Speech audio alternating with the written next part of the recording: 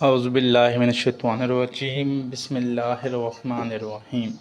अस्सलामुअलैकुम फ्रेंड्स, मैं उम्मीद करता हूँ कि आप सब खैरियत से होंगे और अपने सीएसएस की तैयारी बड़े शौक़ से कर रहे होंगे। आज का जो हमारा टॉपिक ऑफ डिस्कशन है वो है poverty as a governance failure in Pakistan.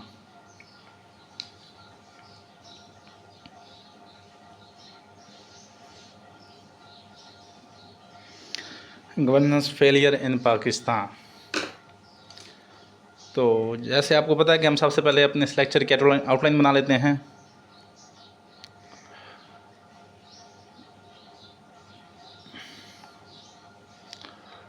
Outline में सबसे पहले हम बताएंगे कि हमें क्या डिस्कस करना है। सबसे पहले हम डिस्कस करेंगे डेफिनेशंस।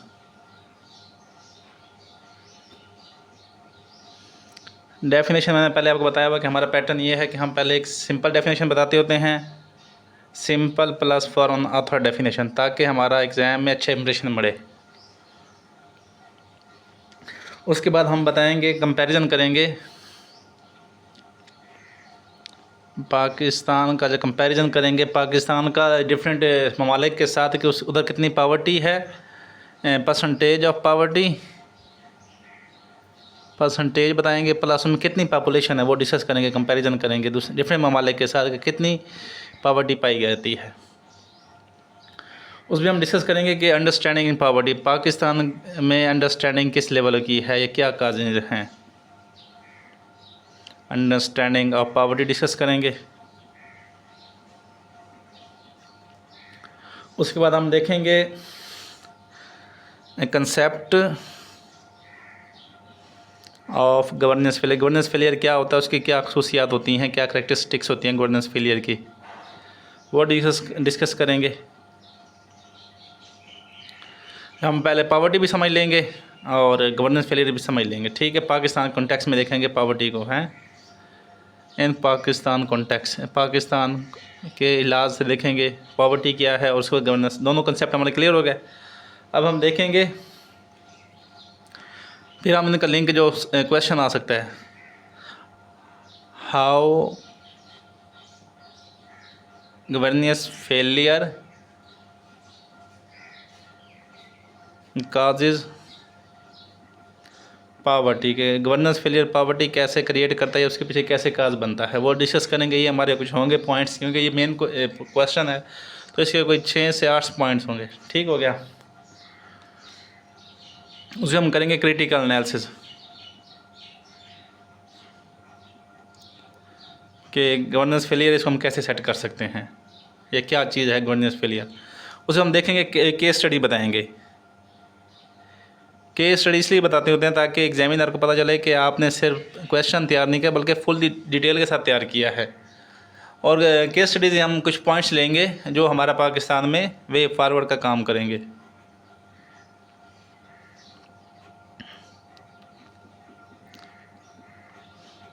ये तो हो गया हमारा पूरा, एक कहते हैं कि outline of the lecture,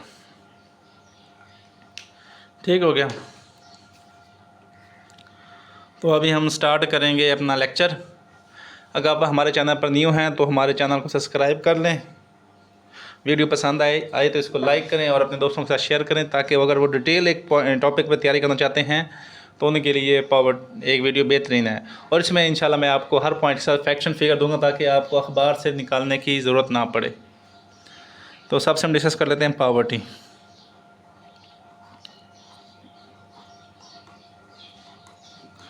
poverty की डेफिनेशन हम सिंपल कर लेते हैं। सिंपल डेफिनेशन क्या होती है, poverty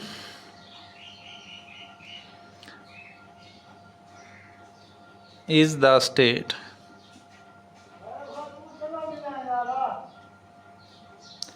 in which a person lack significant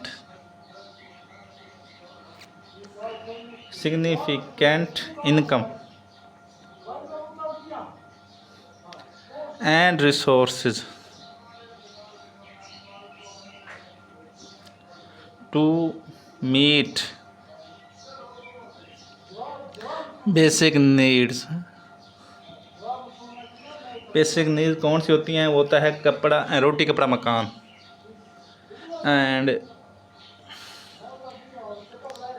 live A dignified, कहते हैं एक अच्छी ज़िंदगी, एक स्टैंडर्ड ऑफ लाइफ ज़िंदगी, dignified life.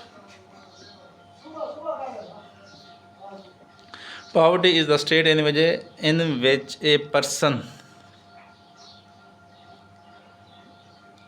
Lakes significant income, income की कमी होती है और रिसोर्सेज पर इतने रिसोर्स नहीं होते हैं टू मीट, ताकि वो पूरे कर सके अपने बेसिक नीड्स और जो ज़िंदगी की ज़रूरियात हैं उनको पूरा कर सके। ये दो होगी सिंपल डेफिनेशन ऑफ पॉवर्टी।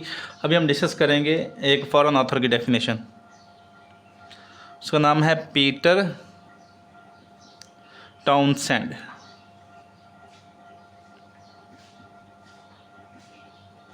ये फॉरेन ऑथर डेफिनेशन है, ताकि इससे आपको ये बेहतर हो जाता है कि आपका एक तो पेपर की स्पेस फिल हो जाती है, नंबर 2 आपका उससे अच्छा इंप्रेशन पड़ता है कि इसने इंटरनेशनल स्टडी भी की हुई है। And poverty is the lack of resources necessary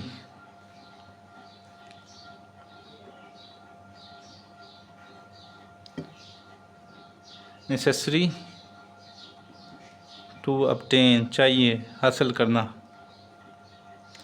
the types of diet, उसको जितनी खुराक उसकी obtain करनी, उसका necessary resource, lake of resources हैं, नेसेसरी फूड के लिए शुगर लेक ऑफ रिसोर्सेज हैं। उसके बाद और क्या करता है उसके लिए? पार्टिसिपेट, उसने पार्टिसिपेट करना हो, पार्टिसिपेट इन एक्टिविटीज़, ऐसी एक्टिविटीज़, सरगर्मियाँ, एंड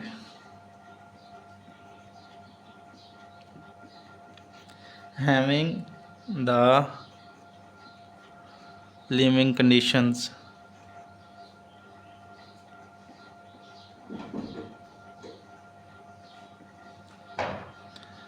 एंड एमिनिटीज़। एमिनिटी कहते हैं ज़रूरियात ज़िंदगी की ज़रूरी चीज़ें।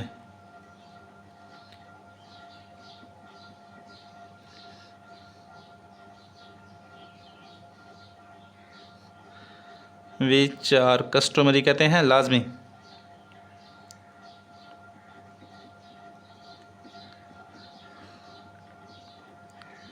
कस्टमरी इन सोसाइटी के, एक बंदा जो सोसाइटी में रह रहा है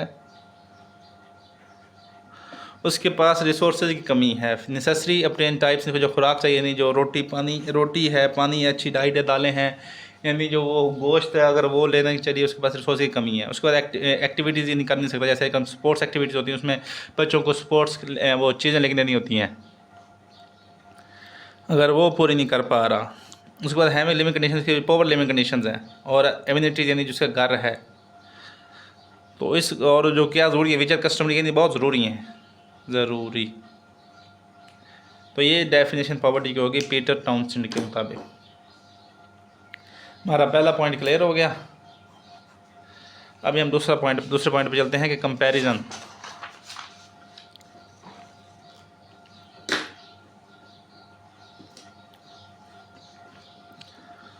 अभी हम करते हैं कंपैरिजन।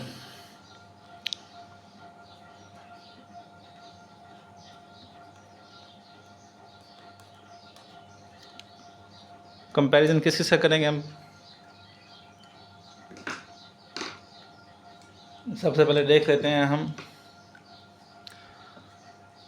वो टेबल बना लेते हैं, सीरियल नंबर, कंट्री, उसके बाद परसेंटेज ऑफ पॉपुलेशन,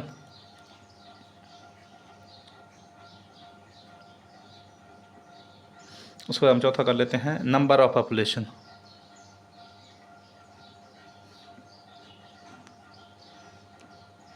ठीक हो गया। सबसे पहले हम देखते हैं अपना साथ हमसाया मुल्क जो है इंडिया।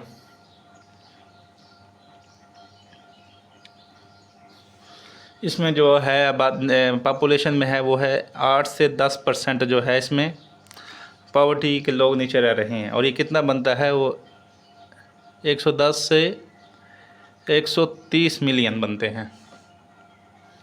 ठीक हो गया। नंबर 2 कर लेते हैं श्रीलंका।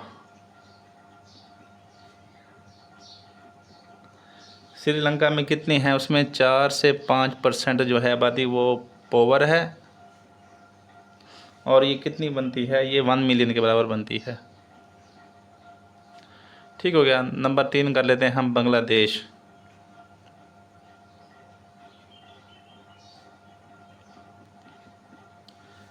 बांग्लादेश में 17 से 18% जो है वो आबादी गरीब है। और ये कितने लोग बनते हैं, ये बनते हैं 30 मिलियन के करीब। उसके बाद हम देख लेते हैं जर्मनी, जो हमारे गरीब पाकिस्तानी भाग भाग के जा रहे हैं जर्मनी। जर्मनी में भी गुर्बत एग्जिस्ट करती है। जर्मनी में कितना है, ये 14 से 16% है। और उधर कितने, ये 13 मिलियन लोग बनते हैं। ठीक हो गया। 5वां देख लेते हैं यूके। यूके में है 18 से 20% है आबादी जो है वो पोवर है। और ये 14 मिलियन लोग बनते हैं। 5वां हम अपना लिखते हैं पाकिस्तान।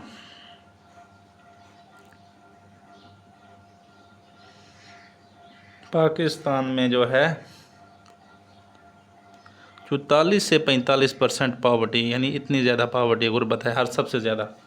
और कितने लोग बनते हैं, ये बनते हैं 95 से 105 मिलियन लोग। ठीक हो गया। ये टेबल, ये वर्ल्ड बैंक के मुताबिक टेबल है, रिप्रेजेंटेड बाई वर्ल्ड बैंक। इस टेबल को आप दोबारा याद, ये अच्छे से इसके पिक खींच लें, इसको 2-3 दफ़ा देखें, इंशाल्लाह आपको याद हो जाएगा। ये कंपैरिजन हो गया। ये आप ये टेबल ड्राफ्ट करेंगे तो इससे पेपर प्रेजेंटेशन अच्छी होती है और खूबसूरती। जब आप टेबल में देते हैं तो खूबसूरत लगता है और पेपर में स्पेस ज़्यादा घेरता है। अभी हम देखते हैं अंडरस्टैंडिंग या causes of poverty, understanding of poverty in Pakistan.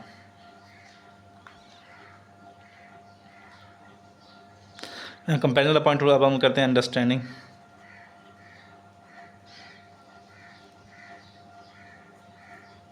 Understanding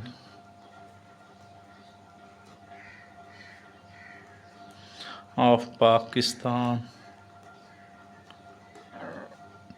in Pakistan. Pakistan में गुर्बत किस तरह है।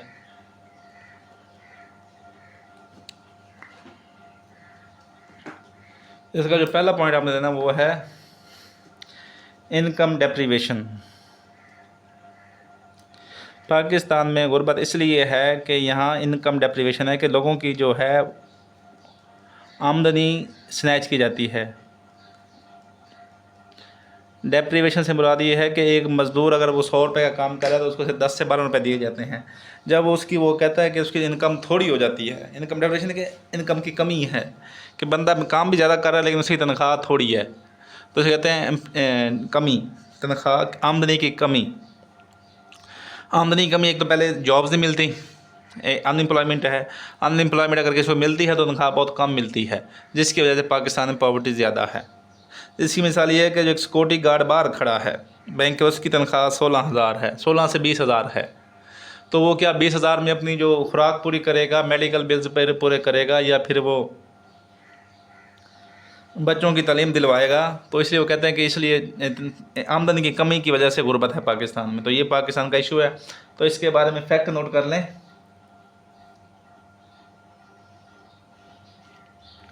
तो नोट कर लें, over 95 million people, over 95 million people struggle to meet basic consumption needs amid inflation shocks.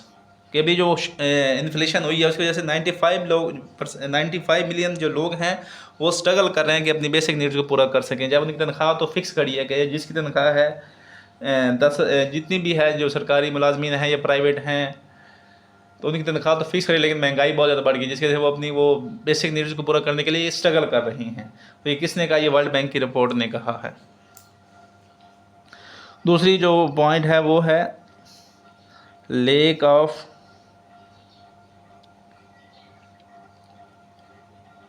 access to education and health care।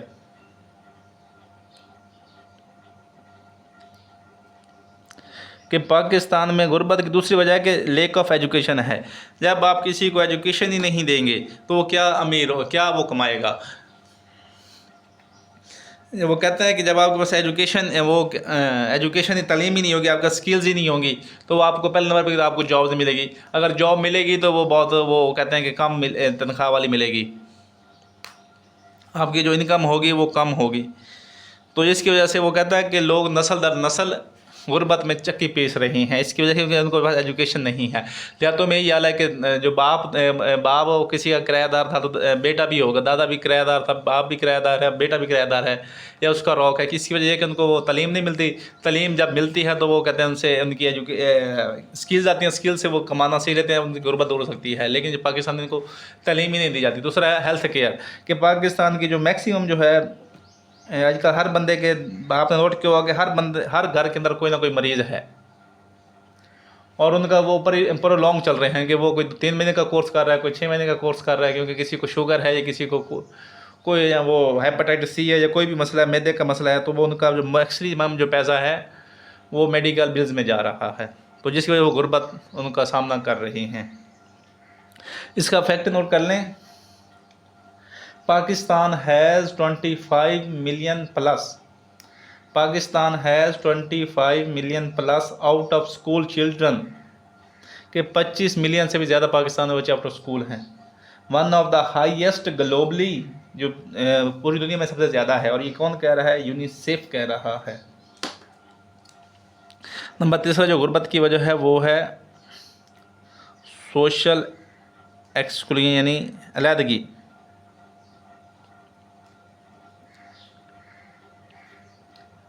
And inequality. Social exclusion ये है कि अलहदा कर देना। जो हमारे पाकिस्तान में वूमेन हैं उनको घर से बाहर नहीं निकलने दिया जाता।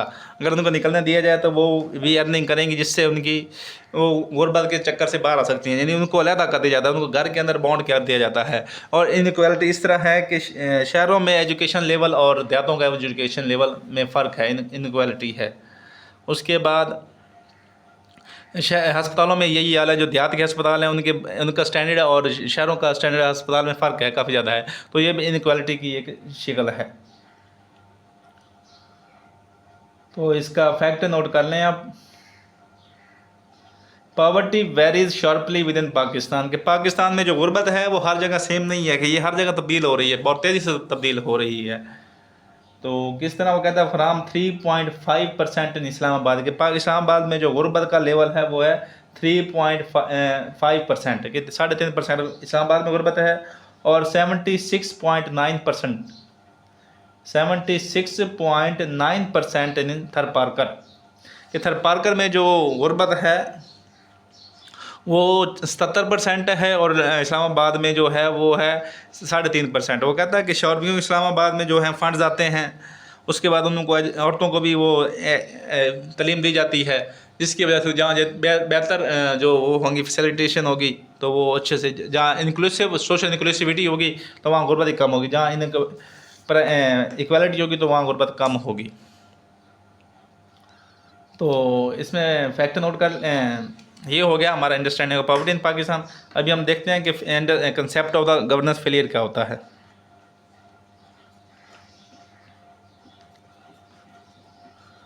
कंसेप्ट ऑफ गवर्नेंस फेलियर के क्या फीचर्स हैं या उसको किस तरह कह सकते हैं। गवर्नेंस फेलियर का जो पहला फीचर है वो है institutions are weak. Governance failure, governance failure हमेशा भूल जाता हूँ, लास्ट टाइम लेक्चर में भूल गया था। गवर्नेंस फेलियर अभी मैं इंशाल्लाह आपको वीडियो देने वाला हूँ गुड गवर्नेंस पे, तो वो इंशाल्लाह आपको ये बता देगा कि गुड गवर्नेंस के क्या फीचर होते हैं, accountability, transparency, rule of law वगैरह इसमें आ जाएंगे। तो जब ये इंशाल्लाह आपको गुड गवर्नेंस में इंशाल्लाह आपको बहुत ज़्यादा लेक्चर दूंगा। गवर्नेंस फेलियर में सबसे पहला जो कंसेप्ट में जो पहला वो पॉइंट है वो है वीक गवर्नेंस, वीक इंस्टीट्यूशंस के जो इंस्टीट्यूशन होते हैं। गुड गवर्नेंस फेलियर के पीछे जो पहला पॉइंट है वो है वीक इंस्टीट्यूशंस होते हैं। और ये वो कहते हैं कि इसमें जो लोग आए होते हैं वो मेरिट पे नहीं आए होते, अगर आए भी होते हैं तो वो पॉलिटिकल प्रेशर्स के अंदर काम करते हैं और करप्शन करते हैं, जिसकी वजह से ये प्रॉपर काम नहीं कर पाते। दूसरा जो पॉइंट है वो है पॉलिसीज़ आर इनकंसिस्टेंट, कि गुड गवर्नेंस की गवर्नेंस फेलियर की जो दूसरी वजह है पॉलिसीज़ आर इनकंसिस्टेंट, कि पाकिस्तान में जैसे ही गवर्नमेंट चेंज होती है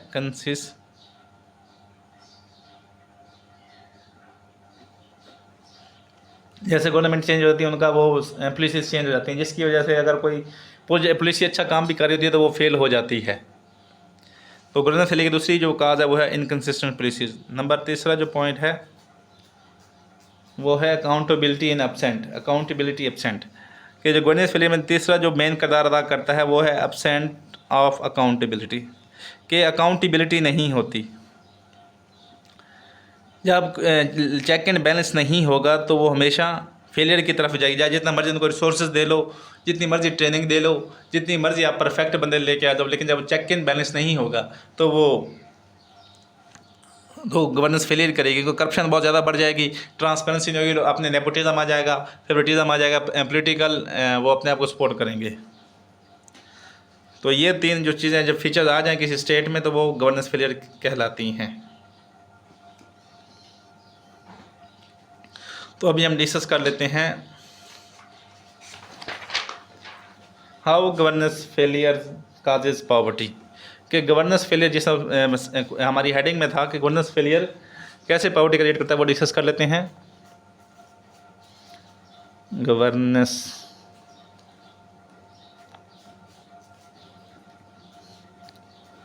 फेलियर या failure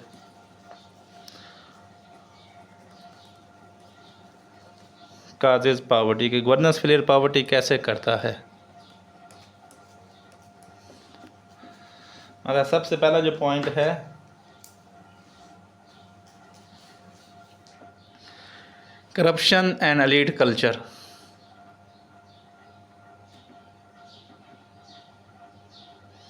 corruption and elite capture,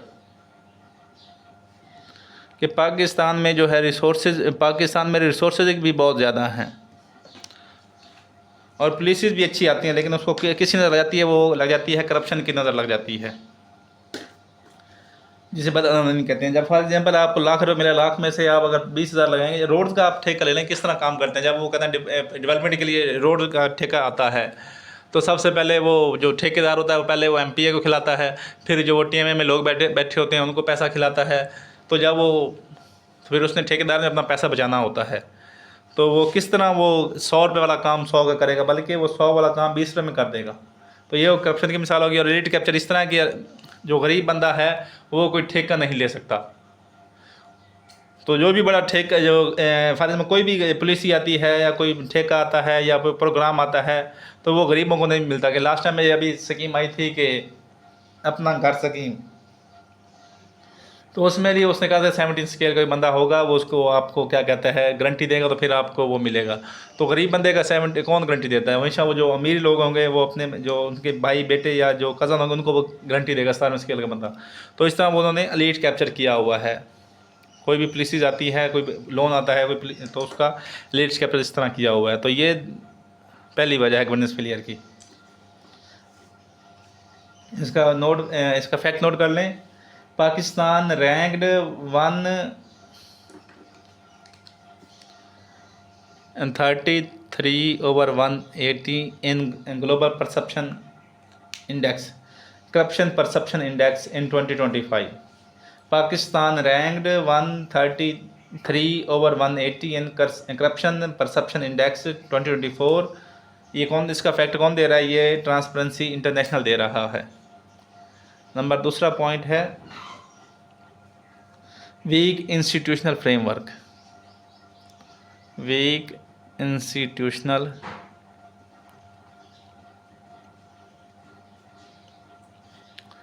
कि उनका जो फ्रेम वर्क है, इंस्टीट्यूशन का जो वो है स्ट्रक्चर है, वो वीक है कि कोई भी बंदा जो पॉलिटिकल प्रेशर के सामने वो रजिस्ट नहीं कर सकते। जैसे हुकूमत चेंज होती है तो उनकी पॉलिसीज चेंज हो जाती हैं, पॉलिसी चेंज होती हैं तो उनकी वो जो है पॉलिसी लेके चले होते हैं कि फॉर एग्जाम्पल मैं आपको कहता हूँ कि एक रोड अपना रोशन घर या वो ट्रैक्टर स्कीम चल रही है, तो अगर वो बजट बंदों के पास हो भी गया है, लेकिन जैसे ही वो हुकूमत चेंज होगी तो वो अपनी पॉलिसी का रुख चेंज कर देगा, तो जो बेचारे वो लाइन में लगे हुए थे वो रुक जाएंगे। तो हमारे जो इंस्टीट्यूशन है वो भी वीक हैं, इनमें जो लोग बैठे हैं वो इनकम्पिटेंट हैं, मेरिट पे नहीं आए बल्कि पॉलिटिकल भर्तियाँ हैं, अगर कुछ आए भी हुए हैं तो इस काबिल नहीं कि वो पॉलिटिकल प्रेशर बर्दाश्त कर सकें, इसलिए उनका वो इस काबिल ही नहीं है। तो इसका कोट नोट कर लें, institution matter for poverty reduction, के इंस्टीट्यूशन हैं जो पॉवर्टी ख़त्म करने के लिए एक अहम रोल रखते हैं। और ये कौन कह रहा है? ये जॉन एसिमोगलो कहता है। नंबर तीसरा है पॉइंट है वो है inequitable.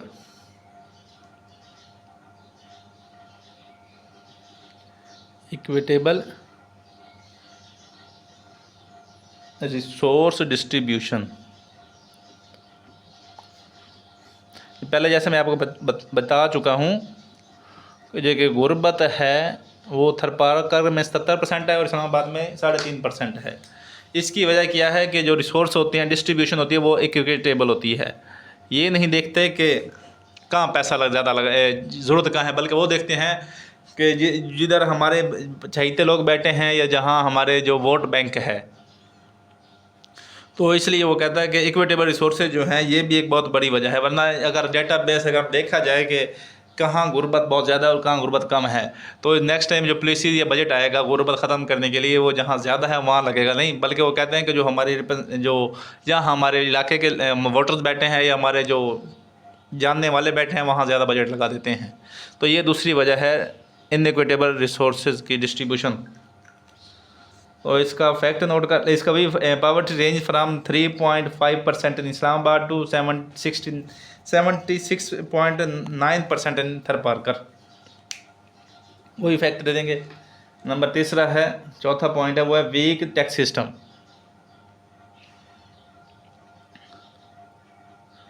Week tax system in Pakistan.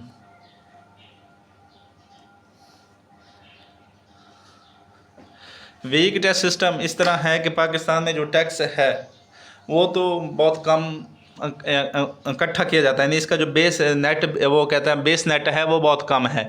इसके अंदर आपका जो मेजर एग्रीकल्चर सेक्टर है, रियल सेक्टर है या बड़े बिजनेस हैं वो इसमें एग्जिस्ट ही नहीं करते। ठीक है, जो इनसे इनकम आनी होती है वो एग्जेम्प्टेड हैं।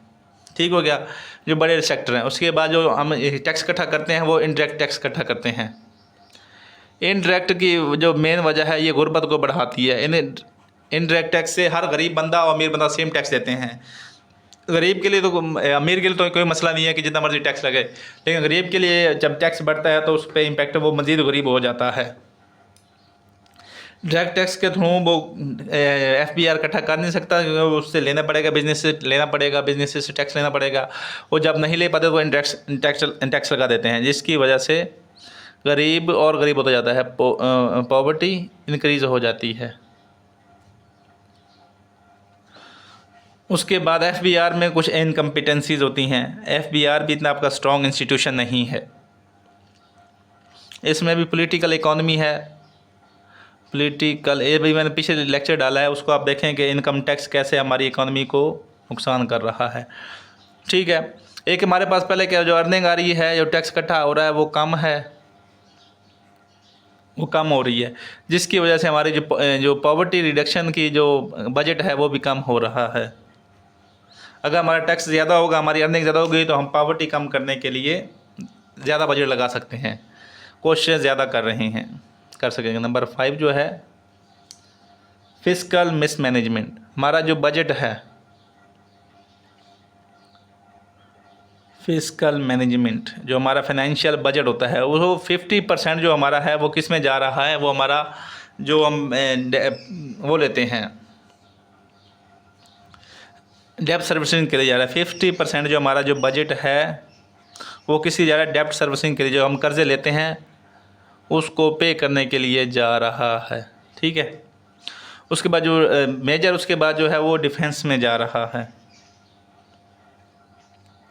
उसके बाद जो है वो अयाशी यानी जो लग्जोरियस लाइफ ऑफ पॉलिटिशियंस की तरफ जा रहा है। और उनमें जो बच जाता है वो सिर्फ जाता है एजुकेशन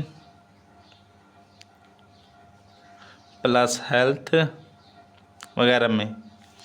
अगर इन चीज़ों को मेन प्रायोरिटी दे दी जाए तो हमारा जो है वो, हम अगर इनको इम्पोर्टेंस दे दी जाए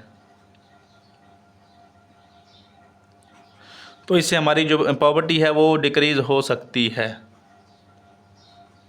लेकिन इस पे कौन, इससे ह्यूमन कैपिटल बड़ा होगा जब हमारी एजुकेशन होगी, स्किल लेबर होगी तो वो इस तरह। फिस्कल मैनेजमेंट हमारी गलत है, फिस्कल मिस मैनेजमेंट है ये, fiscal miss management.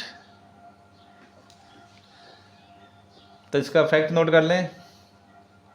Pakistan tax to GDP ratio remains between 9 to 10%। Pakistan tax to GDP ratio remains between 9 to 10%, और ये लोवेस्ट ग्लोबली है। नंबर तीसरा जो वो गवर्नेंस फेलियर का पॉवर्टी किस तरह कर रहा है वो है लेक ऑफ अकाउंटेबिलिटी। अगर गुर्बत को ख़त्म करने के लिए हमारे पास बजट पास हो भी जाता है तो कितना बंदा करप्शन करता है कि उसके ऊपर कोई, वो कहते हैं उसके ऊपर चेक एंड बैलेंस नहीं है, अकाउंटेबिलिटी नहीं है, जिसकी वजह से वो बजट है वो हमारा ज़ाया हो जाता है। अगर अकाउंटेबिलिटी हो तो उसको पता हो कि मुझसे पूछा जाएगा कि मैंने बजट कहाँ लगाया है। जब ये अकाउंटेबिलिटी नहीं होगी तो वो कैसे हम गैस करेंगे कितना पैसा लग चुका है गुर्बत पे और कितना वो करप्शन की नज़र हो चुका है। तो हमारे जो बजट जो मैक्सिमम जो जाता है फंड वो करप्शन के नज़र हो जाता है। ठीक है। तो ये इसकी वजह क्या है? इसकी वजह है लेक ऑफ अकाउंटेबिलिटी।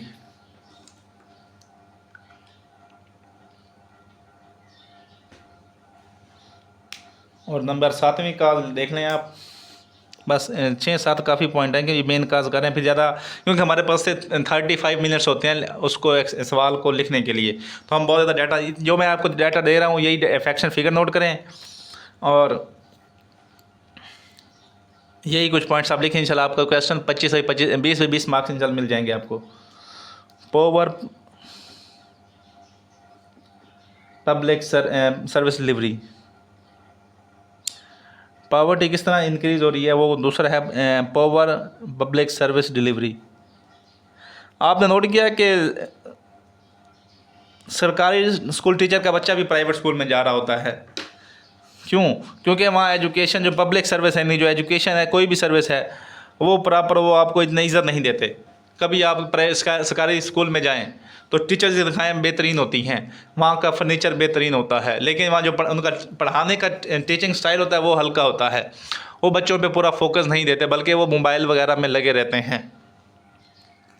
और हेल्थ का भी एजुकेशन सेक्टर देख लें, फिर आप कभी उसके पास चले जाएँ, डॉक्टर के पास, सरकारी डॉक्टर के पास चले जाएँ, वही डॉक्टर आपसे बदतमीज़ी से बात करेगा, आपको प्रॉपर चेक नहीं करेगा, बस वो रश के वो कहता है कोटा पूरा करेगा कि आपको वो काउंटिंग में ले ले कि हमने इतने मरीज़ चेक किए हैं।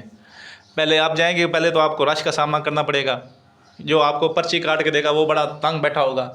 उसके बाद आप डॉक्टर के पास जाएंगे, डॉक्टर भी आपसे अच्छी तरीके से बात नहीं करेगा, लेकिन जब आप उसके बाद शाम के टाइम जाएंगे वो आपको बड़े प्यार से, बड़े लहजे से बात करेगा। वही डॉक्टर होगा, वही सब कुछ होगा, वही आप होंगे। लेकिन क्या है कि वहाँ आप प्राइवेट जाएंगे तो वहाँ आपको बेटर सर्विस देगा। प्राइवेट जो होगी वो आपको जो सर्विस है, सर्विस बड़ी अच्छी देगा। बेस्ट सर्वे देगा। तो इसकी पीछे वजह क्या है कि जब वो पावर सर्विस डिलीवरी, इसकी वजह से पॉवर्टी होती है। जो प्राइवेट है वो प्राइवेट जो बैठता है वो उसकी फ़ीस होगी। आजकल जो नॉर्मल फ़ीस डॉक्टर चल रही है वो 2000 से 5000 चल रही है फ़ीस आम से डॉक्टर की। तो जब एक गरीब बंदा, इसमें ज़्यादा गरीब बंदे का जो है 40 to 50% जो उसकी अर्निंग है वो आजकल सिर्फ इस पे जा रही है, मेडिकल बिल्स पे जा रही है, जिसकी वजह से मज़ीद गरीब हो रहा है। अगर यही सरकार हमें अच्छी एजुकेशन दे, अच्छी हमें तालीम दे, हमारी जो बिल हैं वो हम अमीर हो सकते हैं, जो हमारे पास पैसे बचे होंगे।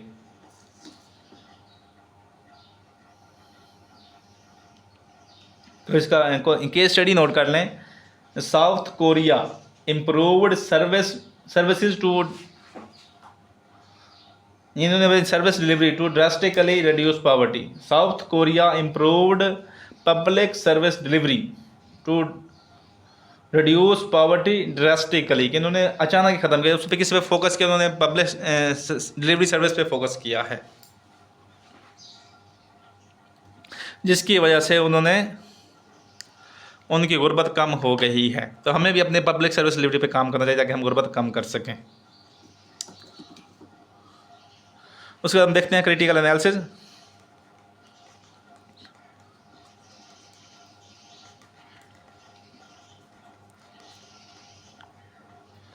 क्रिटिकल एनालिसिस ये है कि पाकिस्तान का जो कोर इशू है वो है गवर्नेंस फेलियर है। पाकिस्तान के पास रिसोर्सेज की कमी कोई नहीं है। There is no resource scarcity in Pakistan के पास रिसोर्सेज की भरमार है। हम ये नहीं कह सकते कि पाकिस्तान के पास रिसोर्स नहीं है, कि हमारे पास समंदर भी हैं, दरिया भी है, उसके बाद हमारे मिनरल अर्थ भी हैं, हम न्यूक्लियर पावर भी हैं, इस तरह के हमारे पास सब कुछ है। उसके बाद हमारे पास 80% जो 60% जो है यंग पॉपुलेशन है। लेकिन क्या है कि हम उनको proper service delivery governance failure की वजह से उनको प्रॉपर एजुकेशन नहीं मिल सकी, उनके पास स्किल सेट नहीं है। हमारे पास स्पेशल इकोनॉमिक जोन्स भी हैं, सब कुछ है, लेकिन वो कहता है कि क्या वजह है कि हमारा वो काम नहीं है, गवर्नेंस फेलियर की पॉलिसीज़ की वजह से हम पीछे जा रहे हैं। तो इनको बेहतर करने के लिए हम एक देखते हैं केस स्टडी, जिससे हम पॉइंट्स निकालेंगे वे फॉरवर्ड के लिए। केस स्टडी हम देखते हैं।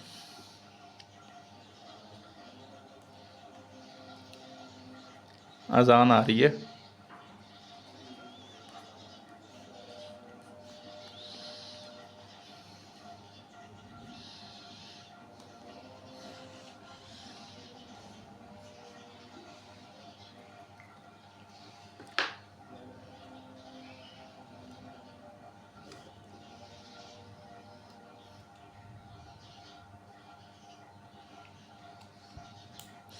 चाइना के बारे में पॉइंट नोट कर लें आप कि 90s 80s में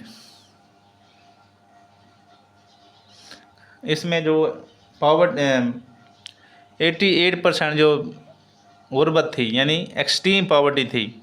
88% एक्सट्रीम पॉवर्टी थी चाइना में।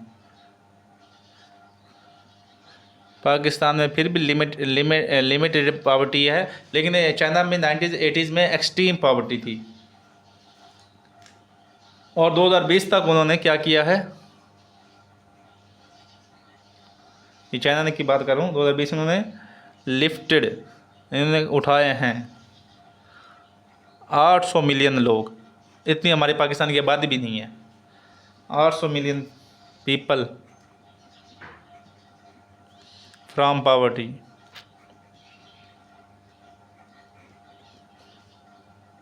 और लार्जेस्ट इन द हिस्ट्री, और हिस्ट्री में ही सबसे पहले इनका रिकॉर्ड है, ठीक है, लार्जेस्ट इन द हिस्ट्री। तो इसके पीछे वो कहता है कि इनकी क्या सिचुएशन है। एक्सट्रीम पॉवर्टी उन्होंने ख़त्म ही कर दिया है। 2020 तक उन्होंने अपने चाइना से एक्सट्रीम पॉवर्टी उन्होंने ख़त्म ही कर दी है। उनकी पॉलिसीज़ देख लेते हैं। सबसे पहले जिनकी पॉलिसी थी, focus on poorest region, focus on poorest उन्होंने डाटा इकट्ठा किया है, उसके बाद उन्होंने देखा है कि गुर्बत सबसे ज़्यादा कहाँ है, उन्होंने वहाँ ज़्यादा फोकस किया है। ये नहीं किया कि इस्लामाबाद 3.5% है, जब जो बजट आएगा उससे इस्लामाबाद की 3.5 को डाई में शिफ्ट करेंगे, इस तरह नहीं करे, बल्कि उन्होंने देखा है कि जहाँ ज़्यादा गुर्बत है वहाँ उनको फोकस किया और वहाँ गुर्बत ख़त्म करने की कोशिश की है। उसके बाद नंबर 2 उनकी कौन सी पॉलिसी थी? उन्होंने टारगेटेड पॉवर्टी टारगेट की है, टारगेटेड पॉवर्टी एवेलिएशन, यानी ख़त्म करने की कोशिश की है। एवेलिएशन उन्होंने टारगेट किया कि हमने इतने साल तक इतना किया। हमारे पाकिस्तान में तो इसने टारगेट ही नहीं बनाते, और वो उन्होंने लॉन्ग टर्म पॉलिसी अपनाई है, शॉर्ट टर्म पॉलिसी नहीं बनाई। उसके बाद उन्होंने तीसरा जो काम किया वो उन्होंने देखा कि सबसे ज़्यादा जो गुर्बत होती है वो देहातों में होती है, इसलिए उन्होंने देहातों में डेवलपमेंट शुरू कर दी है। उन्होंने फिर उसमें क्या किया, ये इसमें इन्वेस्टमेंट ज़्यादा किया, यानी गरीब उनको कर्ज दिए हैं। उन्होंने इन्वेस्टमेंट इन एग्रीकल्चर किया है, रोड्स बनाए हैं अच्छे, एरीगेशन सिस्टम को इम्प्रूव किया, और लैंड रिफॉर्म्स लेके आए हैं।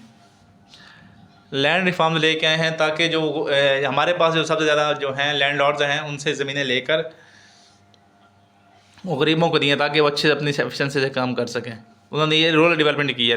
पाकिस्तान में जो करते हैं, हमें जो हमारा बजट आता है वो हमेशा लाहौर में लग रहा होता है या मुल्तान में लग रहा होता है, जो बड़े बड़े शहर हैं। बाकी जो देखें पंजाब का, पाकिस्तान का हालात यही है कि सबसे ज़्यादा जो बजट लाहौर होगा वो उसको पेरिस बना रहे हैं, बाकी जो ज़िले हैं उनको इग्नोर कर देते हैं, क्योंकि मेट्रो उनके पास है, स्पीडो उनके पास है, और ट्रेन उनके पास है। अभी इलेक्ट्रिक बसेस भी लाहौर में लग रही है, कि हमारा खानेवाल शहर है, खानेवाल ज़िले में एक भी अभी तक इलेक्ट्रिक बस नहीं पहुँची।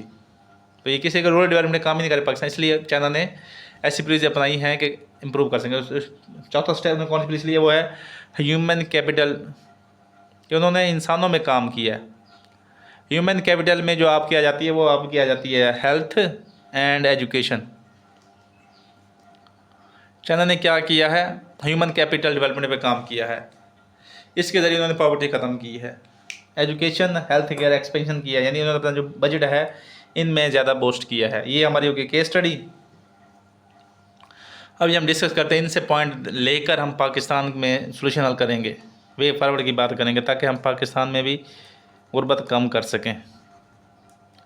वे फॉरवर्ड या इसको हम कह सकते हैं प्रैक्टिकल सोल्यूशन, प्रैक्टिकल पॉलिसीज या सोल्यूशन फॉर पॉवर्टी एवेलिएशन। पाकिस्तान को क्या करना चाहिए अपनी गुर्बत को ख़त्म करने के लिए? तो सबसे पहले वो है कि अपने इंस्टीट्यूशन को मजबूत करे, स्ट्रेंथनिंग, कि अपने जो इंस्टीट्यूशन है वो मेरिटोक्रेसी को प्रमोट करे, स्ट्रेंथनिंग इंस्टीट्यूशन। उसके बाद जो उसमें उनकी कैपेसिटी बिल्डिंग करे, उनकी प्रॉपर ट्रेनिंग करवाए। उसके बाद उनको इतना स्ट्रॉन्ग कर दे कि उनका जो पॉलिटिकल प्रेशर है उनके ऊपर कोई असर ना करे। ठीक है, इस तरह अपने इंस्टीट्यूशन को स्ट्रेंथन करे। नंबर 2 जो है वो है एंटी करप्शन मेजर्स, कि गवर्नमेंट पाकिस्तान को चाहिए कि वो एंटी करप्शन मेजर्स ले, कि अकाउंटेबिलिटी और ट्रांसपेरेंसी को इंश्योर करे, कि करप्शन नहीं होगी तो जिसकी वजह से हमारा जो पॉवर्टी एलिवेशन का जो फंड है वो गरीबों पे लगेगा, तो हमारी वो गरीब जो है उसके इम्पैक्ट्स हमें नज़र आएंगे। जो हमारा जो करप्शन ऑलरेडी करप्शन है उसका जो फंड है वो वापसी गवर्नमेंट ऑफिशियल से ले, और उनको ऐसी इजाज़त दे कि कोई दूसरी दफ़ा सोचने से पहले वो कोई सोच भी ना करप्शन करने के बारे में। तो करप्शन मेजर्स को बेहतर करे। करप्शन पाकिस्तान से इम्प्रूव कर, जो पाकिस्तान अभी 180 में से 40 नंबर पर रैंक कर रहा है। इसका मतलब ये है कि पाकिस्तान में अभी भी 129 जो ममालिक हैं वो हमसे कम करप्शन करते हैं, तो इसको इम्प्रूव करे। नंबर 3 वो है इक्विटेबल रिसोर्स एलोकेशन।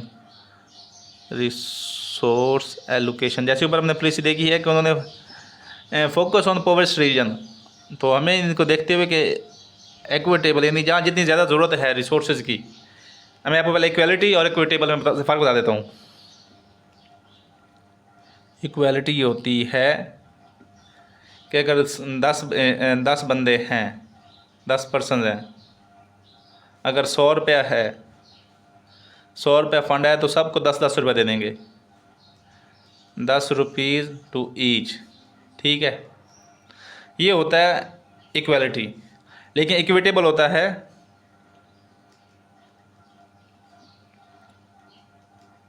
अगर हमारे पास 10 ही बंदे हैं, ठीक है, 10 पर्सन है हमारे पास और 100 रुपया है, तो हम देखेंगे कि किसको ज़्यादा पैसों की ज़रूरत है। हम जिसको ज़्यादा ज़रूरत है हम उसको 50 रुपये भी दे सकते हैं,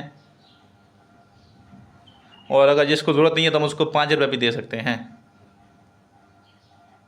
तो इसमें हम देखते हैं कि किसको ज़्यादा ज़रूरत है उसको हम ज़्यादा पैसे देते हैं, और जिसको कम ज़रूरत है हम उसको कम से कम देते हैं। तो ये इस्लामाबाद में अभी वो कहते हैं कि 3.5% पॉवर्टी है, तो वहाँ जो फ़ंड है वो गुर्बत का फ़ंड वहाँ नहीं लगाना चाहिए, बल्कि थरपारकर में जब वो 70% पॉवर्टी है वहाँ हमें मैक्सिमम बजट वहाँ लगाना चाहिए ताकि थरपारकर से पॉवर्टी ख़त्म कर सकें। तो ये इक्विटेबल रिसोर्स एलोकेशन होगी। नंबर 4 जो स्टेप है वे फॉरवर्ड है वो है टैक्स रिफॉर्म लेके हैं।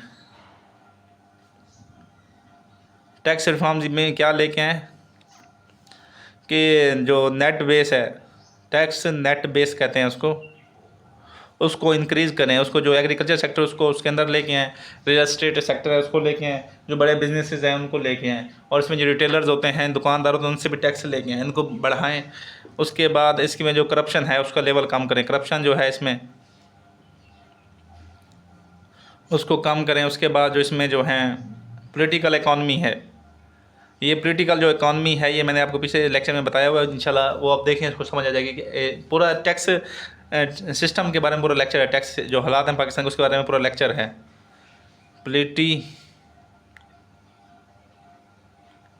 पॉलिटिकल इकॉनमी है उसको ख़त्म करें, ठीक हो गया। तो टैक्स रिफॉर्म लेके नंबर 5 जो स्टेप है वो है एक्सपेंशन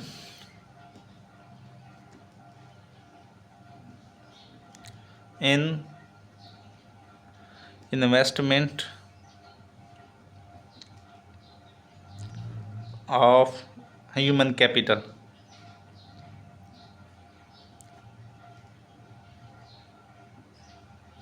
ह्यूमन कैपिटल में होते हैं आपके, जिसने चैनल ने ह्यूमन कैपिटल में इन्वेस्टमेंट किया था, ह्यूमन कैपिटल से मुराद होते हैं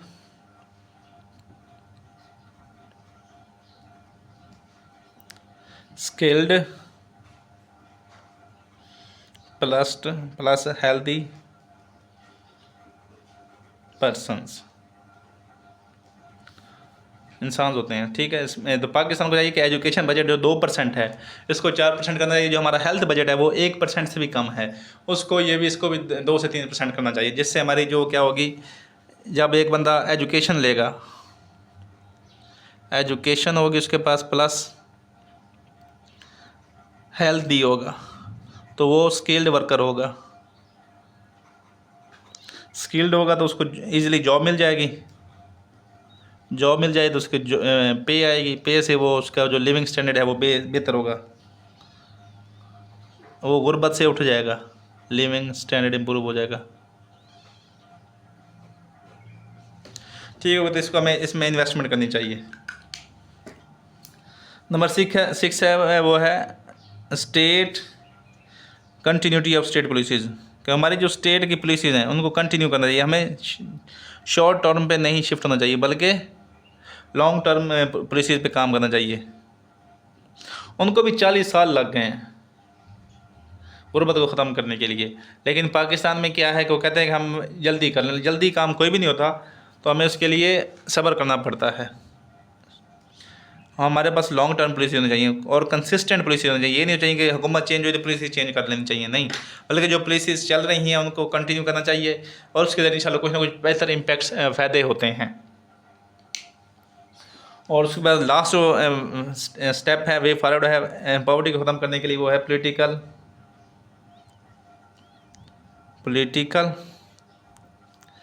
एंड इकोनॉमिक स्टेबिलिटी, कि पाकिस्तान के अंदर पॉलिटिकल और इकोनॉमिक स्टेबिलिटी को इंश्योर किया जाए। ताकि जो हमारा फॉरेन इन्वेस्टर बैठा है वो हमें इन्वेस्ट करे। पाकिस्तान में फॉरेन इन्वेस्टमेंट क्यों नहीं आ रही, इंडिया में दर क्यों आ रही है? क्योंकि वहाँ पॉलिटिकल स्टेबिलिटी है और इकोनॉमिक स्टेबिलिटी है। जब पॉलिटिकल स्टेबिलिटी होगी तो इकोनॉमिक स्टेबिलिटी होगी, जब पॉलिटिकल स्टेबिलिटी होगी इकोनॉमिक स्टेबिलिटी होगी, जब इकोनॉमिक स्टेबिलिटी होगी तो हमारे पास FDI आएगी, फॉरेन डायरेक्ट इन्वेस्टमेंट आएगी। उससे क्या होगा, उससे इंडस्ट्रियलाइजेशन होगी। इंडस्ट्रियलाइजेशन होगी तो क्योंकि हमने ऊपर अपना वो क्या कहते हैं बढ़ाया हुआ था एक्सपेंशन इन्वेस्टमेंट, जो हमारे जो होंगे स्किल्ड वर्कर होंगे तो उनको क्या मिलेगी, उनको ईजिली जॉब मिल जाएंगी।